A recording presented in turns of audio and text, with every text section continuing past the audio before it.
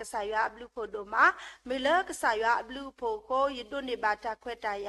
လေယကပါစီကတိုရွာကလူထားတာမေတာတော့အခုနေလောအစိုးကတဲ့နေရဲ့တော့မိတ်ဆက်လို့ရတာနေလောဗမ်နုကိုလည်းနေတောက်ဖို့တဖူးနေရဟဲသူတဘလဘာနော်ဖဲလေတရာမူကပေါ်စေဝရှက်တာဘာခနေရပါခိဘချူဖတာအလဲပွဲတဘလဘာနော်အခေတဘလဒူမေတာအစိုးကတဲ့လေယောလေရပါစီတိုရွာကလူထားတာမေတာတော့အခုနေလောရဲယမီမေဝဲတာနော်ထူဝါရိုအိုလေးဖြာပုံဒေးရဲ့ကြိုက်လက်ကောဇလက်ကုန်းတာအဖို့ဖို့တကနေလောဒါပဲမေဝဲတာကောတကူနေလောတော့ပစိပလူပါကစားရွာလေပဒုနေပါနော်နီထော်တော့နီတော်လာတော့အခုတတော့ဖမကဲဘာပဲလို့စနောဖဖလာထော်တီလီဝဲတော့ယခုချက်ထော်ရဲ့လီဆောဆွီတတော်လဲမေဝဲတာလီခိကရတူအဆက်တို့ရဲ့အဆက်ဖို့တစီနွေးနေလောမာတာတိနေတော့ဘွာတကားကမေအိုလဲခရစ်ဘူးတော့မေအမေတာတေးတော့လောဒါလော်လီတဖဘူးကွေဝဲကွာတာခဲလေကဲလေအတော်လီခိကထိုခိစီရဲ့နီလဲပူကွေပါလီခဲဤဘဒူခောကတော့စုခိကထိုခိစီခုနီဒူမေပမေတူလေဒူခောလဲနီထော်တော့နီတော်လာတော့ဘွေကိုဒီနော်ကတဲ့ပတခုဘွေကိုဒီနော်ကတဲ့နေလောပါမနုကိုလည်းနေပတိညာလောကဆရွာဂီပွားလေပွားမူတေတဖာကလာတော့အိုမူပါလေစကတော်နာရီခိုတော့ပဲအိုတော့တာခုနေလောဒူးမေနီထော်တော့နီတော်လာတော့ဟဲတူနေဘွေကိုဒီနော်ကတဲ့နေပိုစီကတော့ပတာတိုတကတမီတကတမျိုးနေလောအခုတော့ဖမကဲလီဆော့ဆွီတတော်ပါဖလားထော်တေလီဝဲအတော့ရပါလောရဲ့တာကြီးလဲမေဝဲတာဒါအိုမူအတော်လောနီတော့အောဒါအိုမူအတော်လောနီတော့အောဒါနော်ဖတ်တဲ့ဘောဒါအမှုအတော်လို့ကစားရွာအောဒါအမှုအတော်လို့ကစားရွာအောဒါလေဒါအတော်နေပဝဲပွားကညောတေတဖာဘအဲဝဲတော့ပလောကောပါဝဲနေလောတော့ယတိနော်ထော်ကီဖဲလေယဖိုးခွာဖို့စီအစဲကတော့ပါနော်ဒါလေယမှုအမှုအစဲကတော့နေပဝဲတေတဖာပပပါရွာကိုခါတော့ခေါ်ဆိုလဲပပပါရွာခါခေါ်ဆိုလဲရှိဖို့ခေါ်ဖို့တာပပပါရွာကောနေတဲ့နေလောဖက်နေစကတော့နေပါရွာမေဝင်းနေဖုတ်ခွားကြီးနေအဝဲပါယွန်နေရပါနော်အဝဲမိယွန်နေရနေရတတဲလေဖုတ်ခွားစီလောရတတဲနော်တဘလပါအဝဲယောအတဘလကနေအဝဲအတအင်းနေအဝဲတေတော့ယောရလဲပါအခုတော့အတအင်းနေခုနေအဝဲတက်ထော်ဝဲတာတိလည်းနေတားတဲ့ဒီအမေကိုမလို့ချင်တော့ဘူးတဲ့တာအမေအသက်ကလေးကိုပဲလို့ချင်တယ်ရဖို့ခွာတက်ထော်ဝဲတာတိနေဒီဖို့တာတကအတော့ဒီအတနာပဲအိုဝဲအတော့ဗောနော်အဝဲတဲဝဲတာခေါပလအဝဲကျမကိုနင်းပေးရတဲ့အတွက် तू မလှုပ်ပေးနိုင်တော့တဲ့အတွက်ဗောနော် तू အဲ့လိုမျိုးပြောတယ်ဗောနော်အဝဲမေဖို့တာတော့အခုတော့ဒီအတနာပဲအိုဝဲအတော့အဝဲလောကောဝဲတာမို့တော့နေလို့မို့တော့ဒီလေတို့အဝဲတသိညာပါဗောနော်အခုတော့ပသိညာပါဘဝဲပွားတာပွားတဲ့တဖာစီก็ဒါလေးအတော်နဲ့ဘလောကောဝဲတာလောတော့အော်ကြီးအတော်စီก็ဘလောကောဝဲတာလောတော့ပကုပကားတဲ့တဖာမေအိုဝဲတာအာမပါသဒနာကိနေတာအတော်နေပဝဲပွားတာပွားတဲ့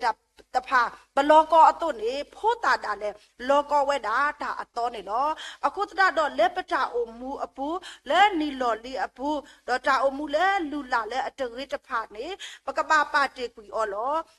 လဲနီလော်လီအပူနေလောတော့ပကပကလစ်အိုမူအဂိကတဲ့လဲနီတော်လာတော့ပတာအမှုအပူနေလောတော့ပဝဲကိုဒီနော်ကတဲ့စကောပအိုတော့လဲနီတော်လာတော့အပူနေပိုတော့တတိုတကတမီတကတမျိုးနေလောတော့ဘဝဲပွားကညောတိတဖာတော့ပတာချီတော့ပတာဆိုးကမို့လေကဆာရွာအတာဆိုးကမို့တော့ဘဝဲပွားကညောအတာဆိုးကမို့နေတတိတို့လို့သားပါယနောကဆာဒါရဲ့ယတာဆိုးကမို့နေတမျိုးလောဘာသာတနာကိနေကဆာရွာအတာတုတာကလေးလေယောဂောနေတမျိုးလောလေယောဂောနေရေနောကဆာဒါရဲ့ဆိုးကမို့ရတာကျမကနော်အမှုတော်ဆောင်ဆရာမတယောက်ဖြစ်ပြီဆိုလို့ရှိရင်ကျမကတဏှာထဲမှာပဲအတိတကြားတေတိတိုင်အောင်ဖရားရဲ့အလုပ်ကိုဖရားရဲ့အမှုတော်မြတ်ထဲမှာပါဝင်ဆက်ကက်ချင်ပါတယ်ဘာသာတနာကိနေယတာဆိုးကမို့နေတာဝဲတော့ဘာသာတနာကိနေကဆာရွာကတဲ့ကတော့တာလေယူခေါ်ပါနော်ယတာလေခေါပလို့ဘူးယတာတမှုအတာလေခေါပလို့ဘူးယလေခေါပလို့ပါခီတစီသက်တယ်ညာနေလို့ယတူလေတော်ဦးနေခီထိုတစီခွီးနေပါနော်ဖက်နေစက်ကတော့နေပြောင်းမှရှိတဖလက်ပါတဖလက်နေဖဲနေအိုရဲဖလက်ညာ ဖလဲယမတာလေတာခုစောပလောတတော်ပါတတော်နေရပြောင်းမှာခက်လက်ခက်စင်းနေရပါဖို့ဝဲတာဟီအိုဝဲတာတစီတဲဖလဲညာနေလောအခုတတော့ရတာဆိုးကမို့တော့ကစားရွာအတာဆိုးကမို့နေတတိတို့လို့တာပါပါစတနာကေဒီပမေပွားခရစ်ဖို့တဲ့တဖာအတော့နေပကဘာအလောတူလို့ရွာအတာပါတာတော့ပကဘာအမူအဂရိကတဲ့နေလောအခုတော့နီတော်လာတော်နေပွဲကိုဒီနော်ကတဲ့နေပို့တော့တာတိုတကတမီတကတမျိုးအတော့နေယနောကစားတာရဲ့နော်ရပါလောရဲ့ရတာတိုတဲ့တဖာစုမဲ့ညာရကမာအခေါ်နေလောရစစ်လူပါကစားရွာဖတ်လို့မေရီဒီလည်းနေရတူပါလေတာလောတတော်ဤအပူးနေပါနော်ယမီတေတော်နေပါနော်ဖလဲယူအိုလက်တာခုစောပလောအပူနေယမတာမနေရှောက်ထက်လက်ညာလက်နေပါနော်ယဖတ်လီစောစီတာလဲဒါဖလဲရရှက်တာပါအဆက်တော်ပါတာလဲနော်ယဖတ်ပါနော်တနင်္ဂနွေနေ့ပြောမယ်ဆိုလို့ရှိရင်တနင်္ဂနွေနေ့တရားဟောရမယ်ဆိုလို့ရှိရင်စနေနေ့ညဆိုလို့ရှိရင်ဒီစာတွေကိုကျွန်မလေ့လာတယ်ကြည်တယ်ဖတ်တယ်ပေါ့နော်အဲ့လိုလုပ်ပြီးတော့ကျွန်မကစိတ်မော်တက်ပြီးတရားဟောတယ်အဲ့လိုမျိုးလုပ်တယ်ပါသဒနာကင်းနေရတင်ညာလဲရတာမအာတူးတာလဲလေဖက်နေဖဲအဆက်ကတော့ဗောနော်ယမတာအဆက်ကတော့နေလေတော်ကျိုးစီကောရလဲတူလိုဝဒပွားကညောကလလေယမီဟချေစီကောရတူလိုဝဒတော်ဘလကျိုးဒရှိတာမတာဥဖို့တာမဆိုတော့ယတာမရှို့ယကနာစာယဖက်လီဆိုဆွီတခလုကဲဆိုပါစတနာကနေတူမေရတူဖဲဤဖလဲခိကထို2019ဗောနော်ရတူဖဲနေရဲလေရဟတူလက်တာလော်တော်လောကလဲလဲပိတ်စားနေလောခေါပလိုလဲကေကိုဗစ်အခုနေဗောနော်ကလဲပိတ်ဆက်ကတော့နေပတိညာပါလဲဖူခွာကြီးပါဘာဝဲတာကိုဗစ်ပေါ့နော်ဘာဝဲတာကိုဗစ်ဒါလေးဘွားကညောနေမိတတိပါတာကောတာခဲနေတူဘူးတာတော့ရွာပါယနောကစားတာရဲ့အမူဖွေးညောညောလောရလဲကကြောလောအခုတည်းရဖူခွာတဲ့တာတာအမေတရားမဟောရတာကြာပြီတဲ့ရဖို့ကတဲ့ရပြောဘာသဒနာကင်းနေဒီမေပွားမတာဖို့တဲ့တဖာအတော့တသေးပဲအသေးတူးမာဝဲတာလောဘာသဒနာကင်းနေလက်တပူတာပါကြတော့ရတသိမပါကဲစော့ပါဗောနော်ဘာသဒနာကင်းနေဖဲလဲရတကလူခဲနေရတရာသမားတဲ့တဖာရတရာတို့သမားထောတဲ့တဖာပါထော်ရအစုလေးရခိုလို့တော့ဝဲတဲ့တဖာခိပါသူပါလေးယူတော့ရတင်ညာလေအခေဤရတူဖဲလေးခုနီအတော်ဘူးနေရတင်ညာလေကစားရွာသူရလေအတာဖိတာမအခုနေလောတော့ယစစ်လူကစားရွာတို့နော်မနေလောတော့တကတိပါယတင်ညာလဲပွာတာလေးပွာကညောအတာအမှုဘူးနေပေါ့မိတတိပါတာကောတာခဲနေတတုဘူးတော့ရွာပါဖဲလေဖူခွာကြီးပါကဲတော့ကိုဗစ်အစက်ကတော့နေပေါ့နော်ယေဆုကမလဲအဝဲလဲကတိလောအဝဲနာကဲဆုကမတော့တာလဲကတိလောတာမီတီနေတဲ့တာဖို့တာမာရဲနေတဲ့ဟိုဒါအမိုးကြီးကကွာလောတဲ့အမိုးကြီးကကွာအမေညာအမိုးကြီးကစားရွာကော်ကလေးအမေညာကတဲ့လောအခုတော့ခပ်လေရပါယူလေဖို့ခွာပါကစုကွေတာခုနေပေါ့ရနေပေါ့မနာခေါနေရမီတနေပါတဲနာအတော်ဘူးပေါ့နော်ယမီတနေညလုံးပါလောဖဲနေစကတော့နေခပ်လောဝါကညောပါကွာဆက်မတော့တာကောတာခဲအခုတရတော့ရတဲ့ကစားရွာကိုရတဲ့တော့ခေါ်ရှူရတာလေတာကောတာခဲတမီခုပါအခုတော့ရကဘာမတာမနုလေဒီပမေပွားခရစ်ဖို့တဲ့တဖာတော့ဒီပမေပွားမရွာတာဖိတာမအတော့နေယူနောကစားတာရဖတ်လီဆိုဆွီဒေါနာနော်ကောနာတဲ့နေလားဖဲနေစကတော့နေလက်တလားအပေါ်အတော်ဘူးနေပေါ့ဝါပါလေးပေါ်မဂရက်ရှိနေပေါ့ဝတ်မာရကဟိုကြပါတော့တကားပိတ်ထားပြီးတော့အဲ့ထက်မှာအိမ်အလုံးပေါ့နော်ဝါဟဲရှက်ပွားတာမဘူးမတော်ဝါဟဲရှက်ပွားတာအော်တာအော်တော့ပို့ပါလေးပေါ်မဂရက်ရှိနေပတဟလောပါလေးတာကလဲတော့လာညာနေတော့ဖဲနေစကတော့နေရဖဖလို့လီဆိုစီတော့ကတဲ့ဝဲတာနေလို့တော့ရေတော့တဲဝဲတာလေပဝဲပါကညောတဲ့ပါပမေထီတာကောတာခဲမှာပဖလီဆိုစီတော့ပရစ်လို့ပတာလေကစားရွာအာဒါတာတကေလို့ပါစာရစစ်လူကစားရွာဖလဲခိကတိုခိစီတစီခွီဆူအမေညာနေရကလစ်ဆက်ဒီပမေမိုတဲ့တဖာတော့ပတာဖိတာမှာအာဝဲတာကလူလောအခုတော့ဒူးတာလေရတဲ့ရဖတ်လီဆိုစီတဖလို့နာကနေရတာဒူပွားထော်ဝဲတာတနီလောပေါ့အခုတော့ရတခေါ်ရှူတာပါရကဖဖလို့လီဆိုစီတနီတော်နေလောတော့ရစစ်လူပါကစားရွာလေတော့ရဟတူဖဲအင်းနေပေါ့နော်ရဖဖလို့ပါဒီဆိုစီတနီနေတော်အခုတော့ရစစ်လူကစားရွာနေလောဒီနေတော့တနီညာကြီးစေကောရအိုတော့ရတာတူလဲရကဖဖလို့လီဆိုစီနေလောတော့ရဖတတော်နေလူဆဲလောရဖနေတတော်နေလူဆဲလီဆဲတာဒူးမေထစီတော့တဲ့နေဒူးရဖအဆက်တစီပေါ့နော်အခန်းကြီး10ခန်းကျွန်မဖတ်ပါတယ်လို့အခုတရတော့ဒီမေပမာရွာတာဖိတာမအတုနေရပလောရတလောလေတာဘူတာပါတဘလောနေရကကလစ်ဆက်တသေးဖက်အသေးတော့ရကလဲတော့ဘူထောဘာထောရွာနေလို့တော့ရကကလစ်ဆက် မာလူဂျာအီတာအိုဖိုအကောမေလေလဲယခီခေါကောမေလေယကကလဆဲမာဝဲအကေကတဲ့နေယူအိုတော့ယတာတိုလဲခီထိုခီစီခုနေနေလောအခုတရတော့ပဝဲကိုဒီနော်ကတဲ့လဲပစင်နော်လဲတာလော်တော်ဤနေပကိုစီကောတော့ပတာတိုတကတမီတကတမျိုးလောပါစာဒီပမေ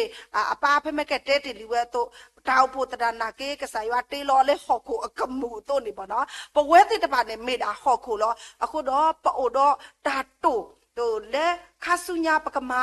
တိလေပို့တော့တာတူနေလောပါသဒနာကိနေဒူးမေတာဆဲကတော့မေလေအတတော့တလာခီလာမီဝီအလော်ခိနေပတာအုံမှုနဲ့အဒိုကေကဒါကေစုတာအုံမှုအလော်လီနေလောဒီပမေပွားဟခုဖို့တေတဖာတော့လေနီတော်လာတော့နေပို့တော့တာဂီစုပါစုတော့ပို့တော့တာတူလောတာအုံမှုအတော့ပါသဒနာကိနေလေပတာတမှုအတာလေကလဲဘူးနေတဘလောနေပတာလော်ပွားဝဲတာသိနေလောအခုတော့ဒီပမေပွားခရစ်ဖို့တေတဖာတော့ပကဘာတနေတာလေကဆာယွာတော့ပကဘာနာယွာတော့ပကဘာ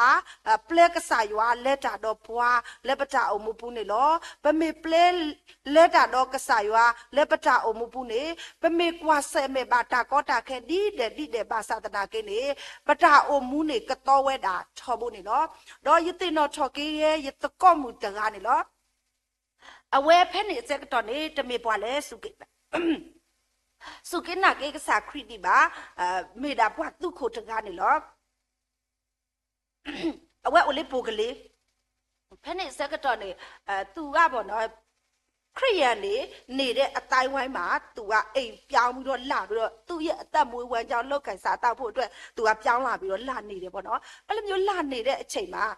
ကရင်နေတော့ထဲမှာပမာတအိမ်နဲ့နေတဲ့အခါကျတော့နော်ကရင်လူမျိုးတွေကသူ့ကိုမိတ်တဟာရဖွဲ့တယ်သူ့ကိုခေါ်ဖိတ်တယ်ခေါ်တဲ့အခါမှာသူ့နာမည်ကမဝါလို့ခေါ်တယ်အဲ့တော့သူများပြောမဝါရေးတဲ့ဘုရားရှိခိုးကိုလိုက်ခဲ့ပါအောင်ပေါ့နော်အဲ့လိုမျိုးပြောတဲ့အခါမှာအဲ့နဲ့ तू ကသွားတယ်ပေါ့နော်သွားတဲ့အခါမှာအိမ်လေရောက်ကောဘုရားရှိခိုးတဲ့အိမ်ကိုရောက်လို့ရှိရင် तू ကဒီလိုမျိုးမျက်နှာချင်းဆိုင်သူကမထိုင်ဘူးအိမ်ရဲ့တစ်စက်မိတ်ဟိုအနောက်ဘက်ဟိုဘက်ကိုမျက်နှာလှည့်ပြီးတော့သူကအဲ့လိုမျိုးထိုင်တယ်အဲ့လိုမျိုးထိုင်တဲ့အခါမှာပတ်ဝန်းကျင်မှာရှိတဲ့လူတွေကသူ့ပြောပါတော့ဟဲ့မဝါအဲ့လိုမထိုင်ရဘူးလေအရှိဘက်ကိုမျက်နှာလှည့်ထိုင်ပေါ့ဟိုစားဆရာသမားတွေစကားပြောရင်ကြားရတယ်ဘာမှမလုပ်တတ်တယ်ရတယ်ငို့တို့ထိုင်ပြီးတော့နားထောင်ရုံပဲအဲ့လိုပြောတဲ့အခါမှာသူကဘာပြောလဲဆိုတော့အာရတကေပေါ့နော်ကျမတို့အိမ်လေးရပေါ့နော်တခိယေရှုရဲ့ပုံတွေချိန်ထားတာရှိတယ်ပေါ့နော်အဲ့နဲ့ तू ကတခိယေရှုပုံကိုတွေ့တဲ့အခါမှာတဲ့မလက်ထိုင်ချင်ပါဘူးတဲ့နင်တို့ဖယားကတဲ့အသေးဆုံးနဲ့တည်ရတာတဲ့အဝတ်တေးဗလာဒီနေသူ့ရဲ့အမြင်မှာ तू ကမယုံကြည်သူတယောက်ဖြစ်တဲ့အတွက်သူ့ရဲ့အမြင်မှာတခိယေရှုကအသေးဆုံးနဲ့တည်ရတယ်လို့ तू မြင်တယ်ပေါ့နော်အဲ့လိုမျိုးမြင်တဲ့အခါမှာကျတော့ तू မထိုင်ရဲဘူးပေါ့နော်အရှိကိုမျက်နှာလှည့်ပြီးမထိုင်ရဲဘူးတဲ့အဲ့ချိန်မှာခရစ်စမတ်လကိုရောက်လာတဲ့အခါမှာပေါ့နော်သူ့အိမ်ဘေးမှာနေတဲ့နော်အမိုးတယောက်ကပေါ့နော်အမှုကတယောက်ကနေပြီးတော့သူ့ကိုသွားပြီးတော့မဝရေးတဲ့မဝကိုခရစ်စမတ်လက်ဆောင်လေးပေးချင်တယ်တဲ့ဒါကတော့တဲ့နော်ကျမတို့ခရစ်ယာန်တွေသုံးတဲ့တမန်ကျမ်းစာပဲဖြစ်တယ်ဒီတမန်ကျမ်းစာအုပ်ကလေးကိုတဲ့အများကြီးမဖတ်နိုင်ဘူးဆိုတာတော့မှနော်ခရစ်ဝင်ကျမ်းဖြစ်တဲ့ရှင်မတ်သဲမကုလုကာယောဟာပေါ့နော်ဒီကျမ်းပိုက်၄ပိုက်ကလေးကိုပဲမှတ်ဝဖတ်ပါလို့သူ့လာပြီးတော့ခရစ်စမတ်လက်ဆောင်ပေးတယ်လူဆိုတာကအသစ်လေးလဲရတယ်အလကားလဲရတယ်ဆိုရင်တော့သူကလိုချင်တယ်ပို့ပြီးတော့သူ့ရဲ့အသက်တာမှာဖခင်ကဘလို့ပြုတ်တယ်ဆိုလို့ရှိရင် तू ကစာဖတ်ဝါဒနာပါတယ်လေစာဖတ်ဝါဒနာပါတဲ့အခါမှာဖခင် तू ကအဲ့ဒီစာအုပ်ကလေးကိုရတော့အစ်စ်လေးလေးဖြစ်တော့ तू ကအရန်ဝမ်းသာပြီးတော့ဒီစာအုပ်ကို तू ဖတ်တယ်ဒီစာအုပ်ကို तू ဖတ်တဲ့အခါမှာဖိုင်နဲ့ဒီခရစ်ဝင်လေးချက်နဲ့မှ तू ဘာတွေ့ရလဲဆိုတော့သခင်ယေရှုရဲ့အသက်ပေးသွားတဲ့အရာတွေကို तू တွေ့ရတယ်သခင်ယေရှုခရစ်တော်ဖခင်တည်ရတာတဲ့နော်သူ့ကြောင့်တည်ရတယ်ဆိုတာကို तू နားလဲအဲ့ဒီမှာဒီကျမ်းစာဖတ်ရင်းနဲ့ဖခင်ရဲ့ဝိညာဉ်တော်သူ့အပေါ်မှာအလုတ်လုတ်တဲ့အတွက် तू ဟာဆိုမျက်ရည်တွေပိုးပေါက်ကျလာအဲ့ဒီမှာသူ့ဘေးမှာကြည်နေတဲ့သူ့ယောက်ျားကဟာမိမနေဒီစာအုပ်တော့ဖတ်တာဘာဖြစ်လို့ဒီတောက်ရှိုက်ကြီးငင်ကြီးနဲ့နင်းငုံနေရတာလဲလို့သူ့မိမကိုမေးတဲ့အခါမှာသူ့မိမငါ့ကိုလည်းပေးဖတ်အောင်နဲ့ငါလည်းဖတ်ချင်တယ်အဲ့နဲ့သူ့ယောက်ျားကိုလည်းသူကဒီစာအုပ်ကိုပေးဖတ်တဲ့အခါမှာသူတို့နှစ်ယောက်လုံးဒီစာအုပ်ကိုဖတ်တဲ့အခါမှာဝိညာဉ်တော်ကသူတို့အပေါ်မှာအလှုပ်လှုပ်တဲ့အခါမှာဒီတမကျမ်းစာအဖြစ်တော့လင်ရောမရရောပေါ့နော်မျက်ရည်တွေပြိုးပြိုက်ကြားပြီးတော့သူတို့တွေကဆိုလို့ရှိရင်အော်တဲ့နော်သခင်ယေရှုခရစ်တော်ဖခင်ဟာတဲ့နော်ငါကြောင့် အသေးခံရပါလားဆိုတာကိုသူတို့ပြန်မြင်လာတယ်အဲ့တော့သူတို့လုံးဝတိုင်းနေလို့မရတော့ဘောနော်အဲ့ချိန်မှာသူတို့ကဆိုလို့ရှိရင်အသေးအုပ်ဆရာရှိကိုသွားတယ်သွားပြီးတဲ့အခါမှာကျမတို့တော့ဒီစာအုပ်ကိုတမန်ကျမ်းစာမှလည်းသူတို့မသိဘူးဘောနော်ဒီစာအုပ်ကိုဖတ်မိပြီးတဲ့အချိန်မှာစပြီးတော့ကျမတို့ခရစ်တော်ကိုယုံတယ်ကျမတို့ကိုနှစ်ချင်းမင်္ဂလာပေးပါလို့ပြောတဲ့အခါမှာနော်ဆရာကနေပြီးတော့သူတို့ကိုကျမ်းစာသင်တန်းနေပေးပြီးတော့နှစ်ချင်းမင်္ဂလာပေးလိုက်တယ်အဲ့ချိန်မှာဆိုလို့ရှိရင်သူတို့ကနော်ခရိယမိသားစုဖြစ်သွားတယ်ပေါ့နော်သူတို့ရဲ့ဘဝအသက်တာမှာနော်ဖခင်ရဲ့ကျေးဇူးတော်ကြောင့်ဖခင်ပြည့်စင်ပေးတဲ့အသက်တော်ကောင်းကြီးမင်္ဂလာကိုသူခံစားရတယ်အဲ့ဒါဘာကြောင့်လဲဆိုတော့သူရဲ့ဘဝအသက်တာမှာနော်တမန်ကျမ်းစာဖတ်ခြင်းအပြင်လူရဲ့အသက်တာပြောင်းလဲသွားတယ်ဆိုတာကိုတွေ့ရတယ်ထို့နည်းတူပဲကျမတို့ရဲ့ဘဝအသက်တာမှာလည်းပေါ့နော်ယုံကြည်သူတွေဖြစ်တဲ့အတွက်2026မှာဆိုလို့ရှိရင်ကျမတို့လည်းယုံကြည်သူဖြစ်တဲ့အတွက်မဖြစ်မနေကျမတို့တမန်ကျမ်းစာဖတ်ဖို့လိုအပ်တယ်ကျမတငယ်ချင်းကောင်းကြီးမင်္ဂလာခံစားရတယ်လို့ကျမတို့တွေလည်းတမန်ကျမ်းစာဖတ်ခြင်းအပြင်ဘုရားသခင်ရဲ့ကောင်းကြီးမင်္ဂလာကိုခံစားရမယ်ဆိုတာယုံမတန်တရားမရှိဘူးဆိုတာကိုပြောချင်ပါတယ်လို့နော်ဒါကြီး keyboard ဘောနေမေဝဲတာနီတော့အောအိုဆိုလဲခရစ်ဘူးထောဖို့တကေနီတော့အောအိုဆိုလဲခရစ်ဘူးထောဖို့တကေခရစ်တုအဆက်တို့ရဲ့အဆက်ဖို့တစီနွေ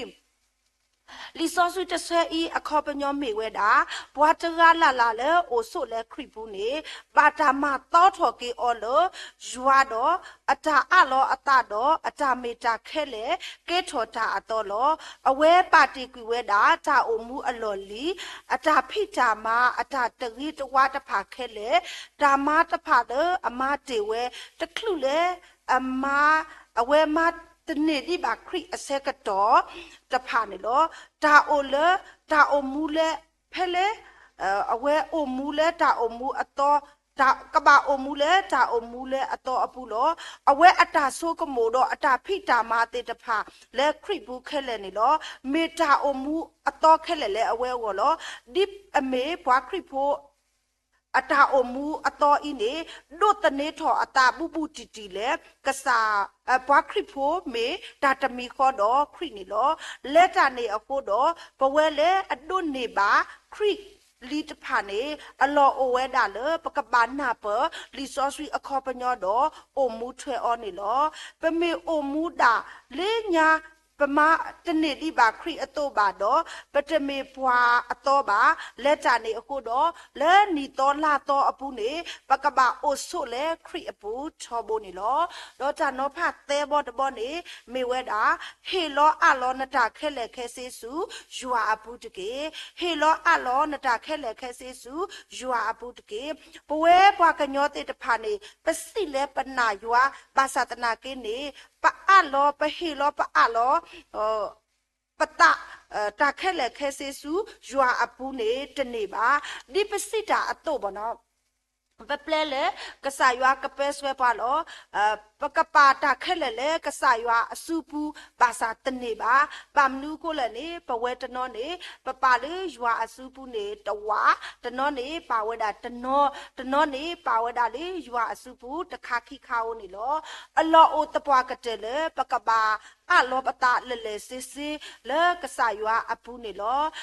တော့ပဒုနေပါပမေအလောပတလေယွာအစုပူတော့ပကဒိုနေပါတာတူမီတာမူတော့တာပီတာဘောတော့တာတုခုတာခုနေလောခိကထိုခိစီခုနီတော့တနီအင်းနေတာကမာတာတော့ဘွာဒီလေ